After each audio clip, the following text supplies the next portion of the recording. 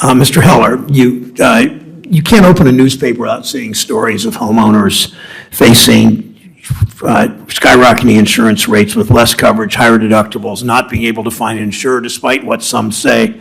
It's not happening, of course, only in California. Why are so many people across the country, answer this as short as you can, why are so many people across the country suddenly being priced out of the homeowners insurance market? Well, thank you, Senator Brown. The first reason, there are a few reasons, but the first reason, we have to acknowledge it up front, is that climate change is severely exacerbating the cost of risk transfer because it is increasing the severity and frequency of disasters.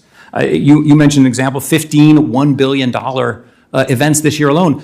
The Swiss Re actually reported that the most severe incidents were in Texas. We talked about California, Florida. This is happening around the country. Climate change, as you said, is a national concern, and it's affecting insurance markets everywhere.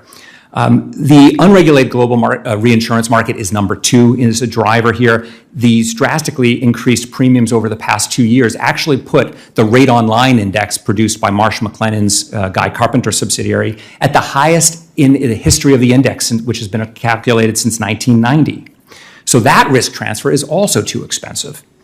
There has been inadequate oversight of state insurance markets around the country and some terrible rules that require some of the big state public insurers of last resort, the Citizens in Florida and Louisiana, to actually charge customers more than the actuarially indicated rate. That makes no sense. Why are we making last resort insurers charge more than they need to charge to provide coverage? And then finally, I mentioned there is the specific pain point for lower income Americans who, because they don't have great credit, find themselves seeing 40, 60, 80% premium spikes just because of that, even without claims. So it's a confluence of these incredibly difficult issues. Thank you, Mr. I hope we can get agreement, at least acknowledgement from everybody on this committee of both parties of the existence of climate change and the severity and the huge cost in so many ways to all of us. Thank you. Ms. Morris, we've heard arguments that consumer protections at the state level lead insurers to stop writing homeowners insurance policy in certain states. The insurance multifamily property owners usually doesn't have the kinds of protections, as you know, and the oversight that a homeowner's insurance policy would. How is the coverage multifamily policies include different from the coverage a homeowner would buy, number one? And second, are you seeing fewer insurers offering multifamily coverage across the country? Thank you, Senator Brown. Yes, we are seeing, first I'd like to highlight what was already mentioned about just the impact of climate change, to your point. As an example, national church residences, our 3 highest claims we've had in our history have happened in the last 2 years. One was from Hurricane Ida in August of 2021, $6.5 million for our organization. Hurricane Ian, which hit a single property in Florida and required us to vacate the property for 6 months and rebuild it at $13 million. And a winter storm, Elliott, which hit 44 of our communities. It's a really challenging time to be providing affordable housing.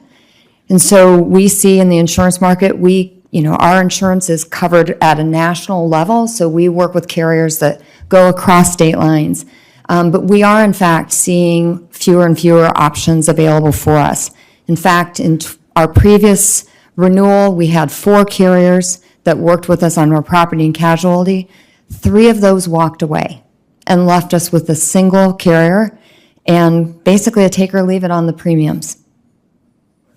Thank you. Mr. Heller, I wanted to thank you for raising concerns around nonprofits having difficulty finding affordable property insurance coverage. I appreciated that in your testimony. I've long raised similar concerns, including at last year's insurance hearing. I'm hoping we can find a resolution to that. So thank you for that.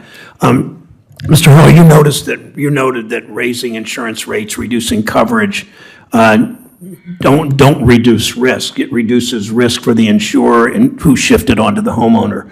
What can we do to actually reduce risk so that we can bring down costs and make homeowners and renters' properties safer? Well, thank you, Mr. Chairman. There are really several things.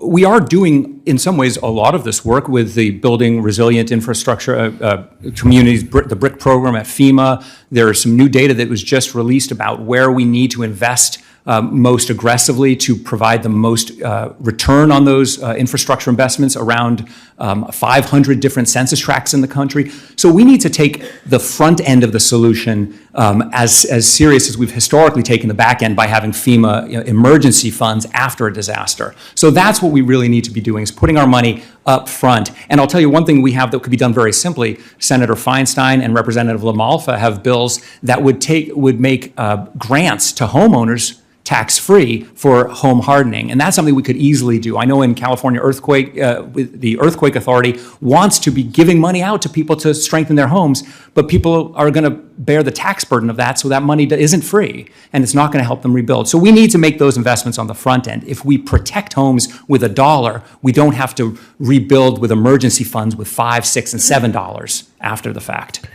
Thank you. My time's expired, but Ms. Norris, I want to just offer this committee's help on knowing it can be difficult for nonprofit operators to access resources for mitigation in ways that we can creatively work together. Senator Scott.